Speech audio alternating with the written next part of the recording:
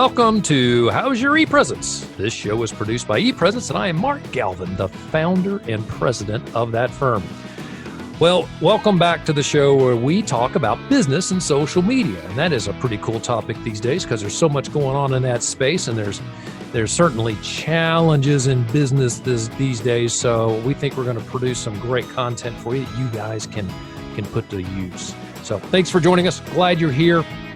We got some great news we're going to talk about today. We're going to look at how doctors are getting personal on social media during the COVID crisis, kind of how they're blowing off steam. Then we're going to talk about what they need to be careful of when it comes to social media as doctors, because there are some dangers there. We'll get into both of those. And finally, we're going to tell you guys something. You need to know this. Stop that post on LinkedIn. You need to say something else. Stay tuned. We'll get into all those great topics. You may have heard that we are rolling out a new webinar from ePresence, and this is really focused on how to help you get a better LinkedIn profile. And you've got to have a great LinkedIn profile these days, because it's how you're going to get a job, it's how you're going to get promoted, it's how you're going to land new clients. So you can fix your LinkedIn profile just by joining us for a 1-hour webinar. It's only 1 hour. And on that, we're going to give you 7 awesome tips to turn your LinkedIn profile into an all-star rating on LinkedIn. And yes, LinkedIn does rate your profiles and will give you that all-star rating. That means you're going to show up higher in search results. It means that the clients, the people you want to talk to, they're going to be able to track you down. We only have 10 slots in each of the class. We run a couple of them a week on Tuesdays and Thursdays, and we have dropped the price. It normally is $75. We've dropped the price to $37.50 because there's so many people out there who A, need this help, and B, have the time to do it. If you want to join us, catch us at epresence.me/webinar. Pop on the website, epresence.me/webinar, and you'll get all the great information. In fact, I threw a video on there so you see a little snippet of what that training looks like. Hopefully you'll be able to join us there. Okay, before we get into the news, I've always got to make sure you guys know we got super guests with us today. As always, we go out and we find the very best guests that we can to join our podcast. This show is featuring Matt Spett. Did I say that right, Matt? I practiced it before the show and I got it wrong. Matt Spett. That was perfect. All right, that was Matt perfect. Spett. Matt, welcome. Glad you're here. And Thank you for having me. You bet, man. And your partner in crime is Chris Dutton. Chris, welcome, buddy. How are you? Good to be on the show. Glad you're here. You guys are with a group. You have your own company called Uncharted Agency, Uncharted. And it sounds like, and I mistyped this before, sometimes it comes out Unchartered Agency. Don't type it in that way. Don't look for them that way. Look for Uncharted Agency. What do you guys do? Well, Matt and I have been partners for the past 12 years. We've been in the business for over 20. And we've worked at a bunch of large agencies across the country, from LA to Chicago, back to Atlanta. And quite frankly, we got just a little stir crazy to push our own brand of work out there. We got tired of somewhat of, I guess, what you'd call layers. Sure. In the traditional advertising world, where we didn't see. I'm hearing corporate America, Chris. Is that corporate America? Yeah, okay. It would.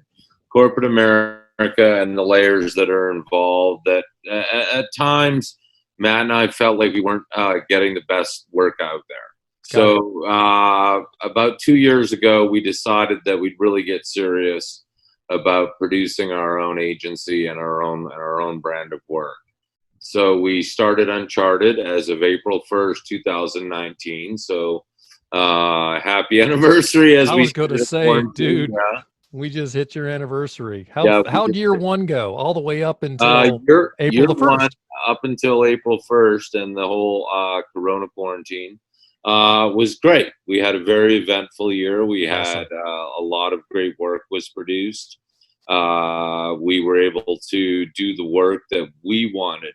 Work that cuts through, work that breaks verticals, work disrupts. All right, give me an example of some work that you've done. Give me one example of the type of, and there's so many ways I could go, but what do you do? Give me one.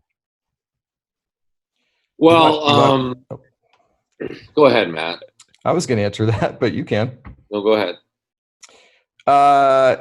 One piece of work I'm super proud of is something we did for toilet paper, of all things. I love it. You got to have toilet paper these days. So maybe it's your Yeah. fault that all of them are flying off the shelves, right? Right. I'd like to believe that. We did a project for Georgia Pacific. It was really, in the beginning, it was to run on screens above as point of sales. So, Matt, tell me, what do you mean by point of sale?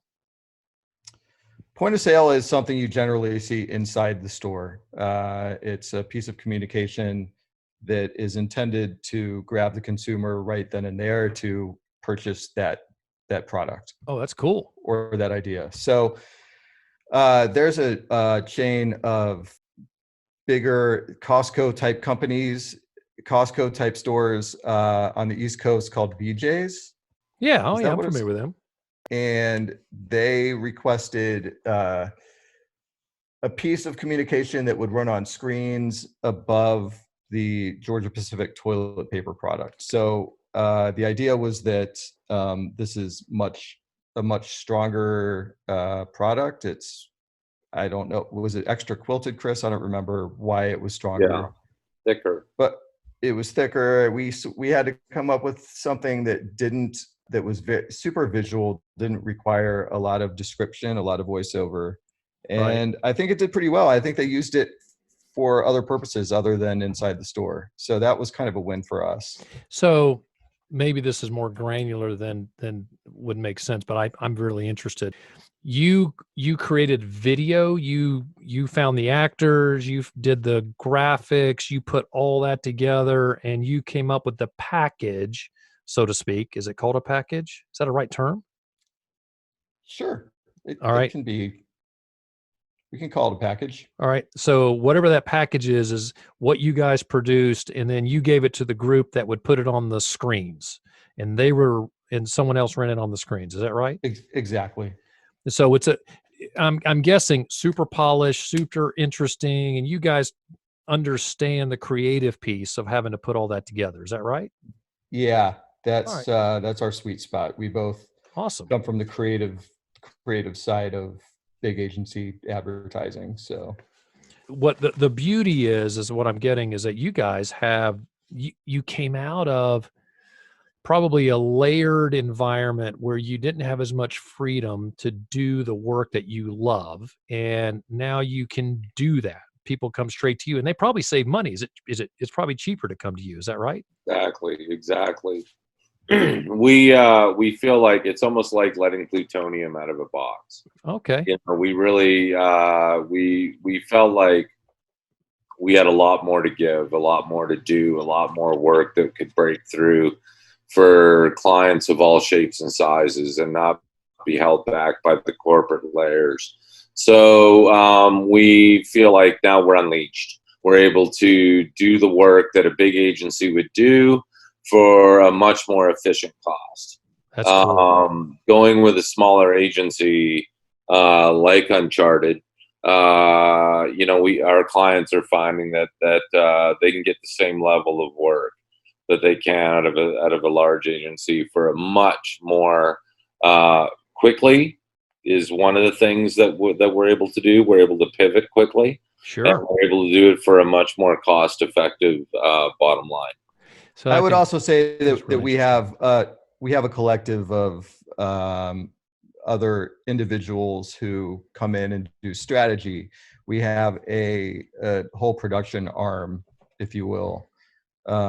Just all the relationships we've made over our years in Atlanta, we have still managed to keep in touch with and keep a good relationship with. So we bring people in when needed. And, our clients aren't paying for project managers to sit there. So that's part of our sell. That's good. So I'm looking at your website, Unchartedagency.com, Unchartedagency.com. There's a good feel for the creative work that can be done just by looking at your website. Well, that's cool. All right, guys, we're gonna really get into some deep stuff with you guys when it comes to the agency style work that you do. But let's hit some news. And hey, jump in and give me your feedback as we go through some of this. The first thing I wanted to mention, I want to bring up, is that the Atlanta Journal-Constitution. So we are in Atlanta, Georgia. And in fact, all three of us. Chris, are you in Atlanta? Correct. Okay. So all three of us are in Atlanta. This is a very, I was going to say popular. It is popular. It is the newspaper of the Atlanta area.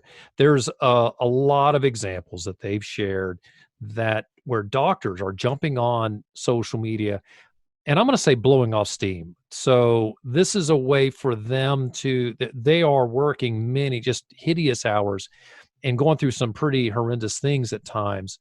They are sharing great quality content. So here's an example. There's a gentleman, Josh Mugale, I think I'm pronouncing that right, Mugele, at J Mugale is his handle, and this is right on Twitter. He shares a salty chocolate chip cookies for the night shift and has a picture of the cookies that he's sharing with the night shift folks. Then you go on to another person that is sharing, please stay home for us. We're here for you. Confirming that it's a good idea from their opinion to make sure that you stay home. And this is in Georgia. We were on the upswing, and it appears that we're flattening our curve here in the state based on data that I saw this morning. And what I think is really interesting is how these folks are expressing themselves on social media. This is not something that we could have done before, where we can easily tap into individuals and experience what those individuals are going through. So that's a really cool thing. It's a way for us to see firsthand what's going on with a lot of these doctors. Some of them are jumping on, and if you look for the New York area, there's some great content coming directly from doctors who are, well, they're going through some tough stuff up in New York. So look for that. What I think is interesting is the juxtaposition that these doctors have to deal with, because they cannot share content about patients because of HIPAA regulations. And this is an article that I'm looking at now. It came out of rdhmag.com. RDH, I have a description of them here. Their description is RDH provides hygienists key information on professional growth, including clinical analysis, practical management advice, continuing education opportunities, career strategies, and more. So they are absolutely focused on the dental hygienist. And I think that it's important that you know where this type of content comes from. But what they do here is they're talking about the things that people can share, that the dental hygienist, i.e. anyone in the medical profession, can share on social media. So if you are working in a medical field, you probably already know this. This is probably something that you have to sign off on as a condition of employment. But as consumers out there, we need to realize that there are regulations that hit us on the HIPAA side that you've got to make sure that you know. There's certain things you cannot share information on social media like you could. Like, Matt, Chris, and I could sit over a beer and talk about an advertising campaign that, like Georgia Pacific. We can talk about that. We don't have to worry about HIPAA regulations, but anyone in the medical side of the world, they have to watch that. So keep that in mind. And if you ever see something you think may be a little out of whack, then it's probably something that'll be bubbled up to that organization, or it's something else that you may want to look at. The other thing that I want to mention that comes up in the news, and this is a big deal, and this is came from a conversation that I had with Matt and Chris before the show today, and that is simply you want to stop posting on LinkedIn and you need to say something else. And here's why. In fact, there was an article that came out of the Wall Street Journal that said there's a lot of emails that companies are sending that are not really helping them because it all seems like it's just bad news. Chris, you have some thoughts about this because it came up right before the show today. What do you think about this? Yeah, I mean, right now, LinkedIn, all the social medias for that matter, are overrun with COVID-19 messaging. Really, I mean, the messages that LinkedIn, the thing that LinkedIn provides is obviously a business format for everyone to push themselves and I don't want to say flaunt themselves, but get their industry out there, understand who they are, understand what they are. And right now, there's a lot of messages out there, a lot of noise when it comes to LinkedIn that isn't necessarily helping. It's like, if you're not going to help with the COVID-19 pandemic, if you're going to solicit business during the COVID-19 pandemic, I think there's more that we can be doing. It's not about pushing for business at this point in time. It's about, helping. It's about, what are you doing to help in this time of crisis? How can you help me in this time of crisis? Versus flaunting what business, you have and what operations you can give. It's all about, like, what can you do that's bigger than what you are at this point in time? I think that's the message that needs to come across. And I think every business needs to take a deep breath and think about that. What can we do to help? What can we do to aid? What are we doing, beyond our reaches that we may not have done in the first place? I think this is brilliant, Chris. Yeah. And the reason it's brilliant is you're actually talking about something that people ought to be doing all the time. All the time. You've got to sit back, and I bet you guys do this. You are trying to figure out what is it that the audience is going to respond to, putting yourselves in the audience's shoes, literally thinking, I am that person. How will they best receive this info? Yeah. And I'm going to tell you what, if I'm trying to sell to someone on LinkedIn right now, it is, well, hey, you know what? I'll be honest. I'm trying to get people to go to our webinars. Sure. But I can't go out there and say that they ought to come to my webinar because it's great. I need to say to them, there is value here, and here's the value. In fact, you heard my intro when I was saying, hey, are you worried about looking for a job after the coronavirus thing's over? Yeah. There's a lot of people out there that are. In fact, that's why we launched the webinar. You've got to figure out what is it that is the pain point for the people. And sometimes people are working and they don't have a pain point for it when it comes from a job. If you're selling to them, if you're selling something, it better be selling something that's going to help them get through this crisis that they got to have right now. And then you got to phrase it correctly. Yeah. If you're not in the face mask business or hand sanitizer business, promoting yourself, I think that, like I said, we all have to transform at this point in time. We all have to figure out how we can help one another. I mean, Matt and I, at Uncharted, have found that the last thing that people want to talk about right now is marketing. When in essence they should be talking about marketing. What is the message that we're going to put out there that's going to help people get through this? Good. Not our typical services, not just what we constantly provide, but how are we going to help you and the rest of us get through this pandemic? That's brilliant. There is messaging, and there's two sides of messaging. It's the words and it's the visuals that go with it. And you guys, you do that. That's your deal. You figure out the words that go with the right visuals. How in the world, if I came to you and said, all right, I'm gonna do something now. I'm trying to sell a book. What would you tell me? All right, Mark, if you're going to sell a book, you've got to start here. Where would you tell me to start to promote it? Well, I think I'd say right now is probably not the best time to promote a book, but depending on what that book is, a lot of times you can look at it as a power thing too. People are at home, people are reading, people are spending time. A lot of downtime right now. Right. A book could be a very positive thing. It's all in how you put it out there and how you frame it. Is the book, what, I mean, obviously it's what is the book about? Sure. And whatnot. But now, honestly, wouldn't be a bad time for someone to launch a book, because we do have downtime. Yeah. I mean, you look at it, it could be nonfiction. If it's nonfiction, it could be an escape. There's certainly a lot of people that are tuning into Netflix.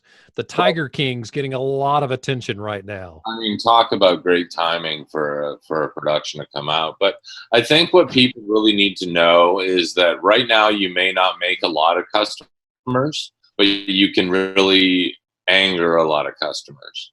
Potential customers can be turned off. This is all about a long game right now. Right. This is all about, like, let's all work together to get through this and build momentum for the other side. And if you put out the wrong message right now of just sell, sell, sell, you may turn off more customers than you actually gain. You bet. Matt, you have a thought. Yeah, go for it. My message to those guys would be, it's okay to be silent right now if you don't have anything to say. To Chris's point, because what you do say could very well backfire right now. It's critical. So yeah, really think about it. And if what you have to say doesn't pertain to what's going on right now, it may not be a good idea to say it. Yeah, there's probably some certain products that you shouldn't be really trying to push, because you would look a little tone deaf if you were trying to sell a vacation to the Caribbean, as an example. And that's just it. Is appearing tone deaf at this time is crucial. You do not want to appear tone deaf. You do not want to appear like you're not listening to your audience and to, the general public at large. So let me ask you guys something. This is something that I think is really intriguing. There's a lot of organizations out there that are talking about the great things they're doing in their community. So they're promoting, and they're certainly buying time for this. They're promoting that we are, and I'm totally going to make this up. We just delivered lunch to the local hospital, and they'll show that, and they'll say, support your local medics. That's not a bad thing to do if you'd be tone deaf trying to sell your product. Yes, correct. I mean, if you're volunteering and helping out, and then that's absolutely game to post. And I wonder, and this is why I asked that question. I see that, and I see it as, come on, give me a break. But maybe I'm not the right target audience for them. Maybe they're trying to reach someone else, and they know their audience. And I guess that's the other part of it is, if I feel like my audience will see that as just give me a break, that's worthless, then I shouldn't do that. And there are market segments and demographics that may see that as, they may not like it as much. And that's a broad stroke. And so without getting too deep into demographics, if mine is a group that we know that makes sense, and that's good. I think now is the time not to turn your volume down, but to turn your volume up, because especially on social media, everybody's on social media now. So if there's a way for you to connect with your audience, is it better to figure out a way to say the right thing where you're not tone deaf, or is it in fact better just to turn your volume off altogether? I think therein lies the classic struggle. Sure. Don't want to go flatline. Everyone wants to put something out there right now.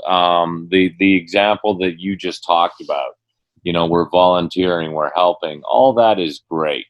Finding ways, as you said, everyone is on social media at this point in time.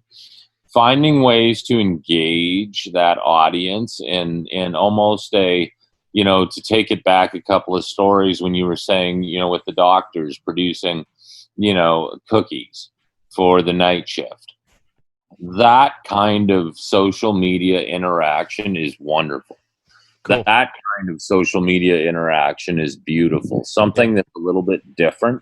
And that's good for social media. And that's something that, here's an interesting point, is that social media is a medium. And so it may make a lot of sense to put that on social media, but it may not make sense for other mediums, right? The newspaper. If I was going to put that in a newspaper, it needs to look a little better, right? Yeah. I mean, obviously, you're not going to put, as a doctor, you're in a newspaper ad that you did a cookie recipe. Right. But, that in social media, that's one of the beauties of it, is that gives us a video capability. It gives us a talking capability, and it gives us a personality capability. You can come off beautifully in social media and without selling anything and gain customers along the way.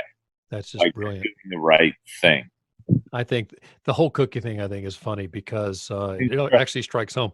My kids go to a local school and they've come home talking about the chocolate chip cookies from the cafeteria. They're evidently just fantastic. Well, the school published the cookie recipe because they knew, and they've been holding it back for decades, right? No, we don't give out that recipe. Well, they did during this crisis. So I thought that was a cool idea. I thought that Disney just did that with their churros. Everyone's loved it for decades. And they just released the recipe. And Kentucky Fried Chicken, I've heard, has released their coleslaw recipe as well. So good reaches across the aisle. I like that. I mean, I think that's great social media handle. Chris, do we have any recipes that we want to release?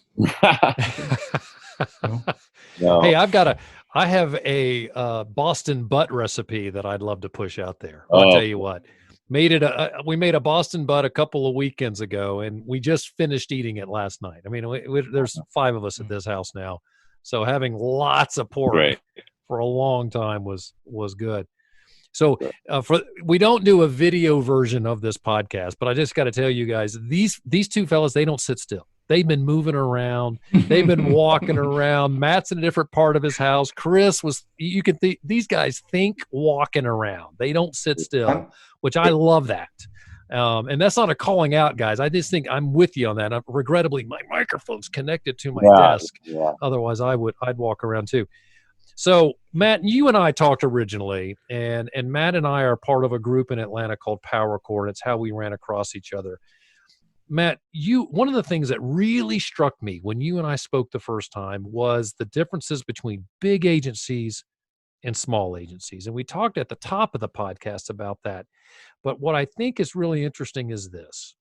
I am a small business, and I would love to leverage the capabilities that Georgia Pacific can leverage. And what you're telling me, and this is what came up in the original conversation, is I can find someone like you guys that are going to be much closer to my budget, and I could still produce unbelievably beautiful content. Is that right? Or am I making this stuff up? You are 100% correct. So how would I do? So here I am, and I'm very interested in helping small business people. That's clearly our audience. So, or even, and what is a small business? Anyone that's making $0. There are businesses making $0 out there, folks. $0. They're in that startup phase to folks making $50 million a year. These are the type of guys that you should look for them first at Unchartered Agency, but Uncharted. I did it again, Matt. It comes off Uncharted. Okay. Uncharted. You're not the first one. You are Uncharted Agency. But you guys are a good example of the type of resource that folks can find. And when they do, you're able to help do so much. So give me an example. If I had, and I said, hey, I need to do a whole new rebranding. How do you do that with a small company? And what are the things that you're going to do to make them stand out? That's a great question. And it really depends on the company, what they do, what the size of the company is, what they've done in the past, budget, how budget, and, frankly, how marketing savvy they are. We would do it just really depends. But right now we're working on a project where we're doing a complete website refresh. We're also sort of doing an audit of where they've been before and what they've been doing before, make their work stand out, create design standards and brand guidelines, and then create more conceptual communications, more visually driven ideas that make them stand out in their category. This happens to be a technology client. It's not the most sexy category. Everyone's sort of doing the same thing. So we've been able to figure out a way to help them pivot and zag when everyone else is doing the same thing. That's kind of cool. Been pretty rewarding. So how do you two work together? Matt, I'm assuming you have one skill set and Chris, you've got another. Correct. How does that work? Yeah, by nature in advertising, the way the creative departments are broken up, like people that you think of when they think of the ideas is with a copywriter, which is what I am, a writer by nature. Got it. Matt is an art director by trade, and he handles the visuals, the look, the feel. I put the words and the scripts together, and together we work in harmony to come up with these ideas and bring them together in a seamless way. But going back on what you were saying with the large agency versus the small agency, I think it's important for people to understand that there are options out there. If you are a small business, if you are a solopreneur, if you're just starting out and you're not sure if you even have a marketing budget, you can engage with an agency. The big agencies that are out there are great. They're all fine. They do their job. They handle multi-million dollar accounts. And there's a lot of people that don't have that. Obviously, the majority of everyone doesn't have multi-millions. But it's important for everyone to know that there are agencies out there like Uncharted that are willing to take on smaller accounts, that can do the big things for a little company, that can make a little company look as though they are a General Mills. Well, they put them on the every small company wants that, right? Exactly. That's kind of the reason, I mean, we're attractive is because we come from that big agency background. So right. I feel like we can help smaller companies become, or at least appear bigger and polished and polished and high craft work. I mean, that's what we plan. That's what we do, is we do high craft work for a very, cost efficient process. Like Matt said, that we have, we don't have the overhead, right. and we never will. Yep. Never will, quite frankly. Biggest struggle for a group like yours is, I'm going to guess, is business development. Is that a tough thing for you guys? It is.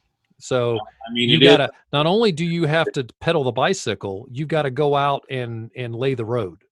Exactly. Yeah, it's and for us especially, we've been sort of huddled in this creative space forever. So once that first day of Uncharted's happened, we became salespeople as well, and we have sort of had to teach ourselves how to do that. We've become pretty good at it. Yeah. But it's definitely we're wearing all the hats right now. So totally normal. Yeah. So that part, that new biz development part, has been quite a learning process. So Matt, what's the why? Why do you personally want to? Why do you do this? Why start Uncharted? Because we love it. Because we love the process. We love advertising. We love creation. Yeah. Honestly, Matt, I want to tell me your thought. I'm curious from the artistic guy, the guy with the words, it comes out at naturally. Right. Yeah. Matt, why do you could have sat back and worked in that corporate America and had tons of work coming at you and just constantly just do your thing and never have to worry about sales. You actually got a little pasty white when I said that you got to do business development. That's not your thing. Why is this something you want to do? Frankly, I love the challenge. It was something new. We could have, and we very easily could have sat there, for the rest of our careers. We needed something new. I feel like we were sort of finished with the layers and I say politics. There's politics everywhere. We're even starting to create a little politics within Uncharted, which is funny. Yep. But we just wanted our own brand. We wanted to try it out. If not now, when? Right. We asked that question so many times, and I think the universe was just telling us that it was time to rock. So, well, I do think that you two are smart, because you and I did not know this before we started talking, that Matt, you came with one skill set and Chris came with the other, but it makes sense that is the way it should have been done. It makes it easier for you to not to have to go out and find somebody to do it. So you really can handle, and especially when you've got a writer and you got an artistic director, you can accomplish so many things. And Matt, you and I talked about video. You do a lot of video work on top of that. You can direct it, understand how to put all those pieces together. So that's an important aspect. So we're running out of time. Is there anything that oh, we didn't talk about your podcast. You guys have a podcast called The Uncharted, not Unchartered, The Uncharted podcast. Have you launched it? Yeah, we're about 6 episodes in. Oh, sweet. And what do you do on it? What's the focus? Really, we started it as a podcast for Chris and I, just to talk about 2 guys starting a new company. Really had cool. nothing to do with advertising. It was basically a way for us to document how we're doing as a company from day one. Yep. Good. And it's kind of cathartic for us just to talk to each other face to face about where things are going and, what's happening in the week ahead, what happened in the previous month. We just try and cover, everything that a new business owner would need to know, I guess. Is that right, Chris? It's kind of like a diary. You tell me. It really is. It's kind of it's like a chance for us to take stock, and like Matt said, it's been cathartic. It's really the podcast is about 2 guys starting a business. Sweet. And the trials and tribulations that go along with that, especially in the advertising game. Well, it's I know it's a lot of work putting together a podcast and rolling that out, but I do love the point that you guys are making, because the folks that are out there that need to do the same thing or want to do the same thing as you could learn, well, how not to make some mistakes, right? I'm sure some mistakes have come up in the podcast. We call it dumb tax. We've paid our fair share of dumb tax. We have, and it comes up throughout the podcast. That's sweet. Right. Yeah, we talk about our mistakes, because there are definitely mistakes, and that's the therapeutic piece. Once you can, everybody's making those mistakes, and I make the mistakes all the time. Yeah, and you're supposed to learn from mistakes, and I think I learned from them. But it seems like sometimes I have to rehash them a couple of times before I'm able to move on. It is kind of amusing. The greatest thing in the world to solve this would be tons of money. You had tons of resources. You could handle all this stuff, allegedly. But I think even with a ton of resources, it just creates its own set of nightmare in and of itself, right? Correct. So, well, cool, gents. I love that you joined me today. This is Matt Spett and Chris Dutton with Uncharted Agency. Matt, I'd love for you to share with everybody. How can they find you online? On Instagram, you can find us at Uncharted ATL, and on Twitter, you can find us at Uncharted ATL. And then I believe we're just Uncharted Agency on both Facebook and LinkedIn. Cool. Uncharted. And then, of course, our website. Yep. Our website is uncharted.com. No, I'm sorry, unchartedagency.com. Unchartedagency.com. Too many Uncharted. That's all good. Thank you, both of you, for being with us today. I'm going to do a quick closeout here, and we'll come back for a final goodbye. This is, you guys, you got to look up Matt and Chris. They are very good at what they do. Check them out. Check out their website. Check out the work, and they've got some of that posted on the website. If you need help on social media, you know that we would love to help you at ePresence. Remember, we help folks on the CEO level. That means we clean up the CEO's profile and the entire executive team social media footprint. Then we go downstream and we'll help out all the business development folks get their social media up and running, because they're the ones that are actually connected to the clients. We also will drive the entire company social media. So Eric Welch used to manage social media for the Braves. He's our director of social media. He handles all of our company accounts. He can help you and your company get online, stay online, and reach your audience. Finally, we've got the whole college student piece. So you're coming out of college, you understand Snapchat. What about LinkedIn? Let us help you. We can get you onto LinkedIn and make sure you're representing yourself the way you want to. Also, we've got a whole consulting wing. We can help you have somebody come in, sit down, look at your social media, and give you some great guides on what to do there. You can find us at epresence.me. That's epresence.me, because it's all about you. And our phone number is 404-939-8094. I ripped through that because you can find it on the website. So go to epresence.me to track us down. Well, this show is a wrap. Matt and Chris, gentlemen, thanks for being with me. I appreciate you. Stay safe, stay healthy, wear a mask. This is Mark Galvin. Always glad you're here. And this show has been How's Your E-Presence?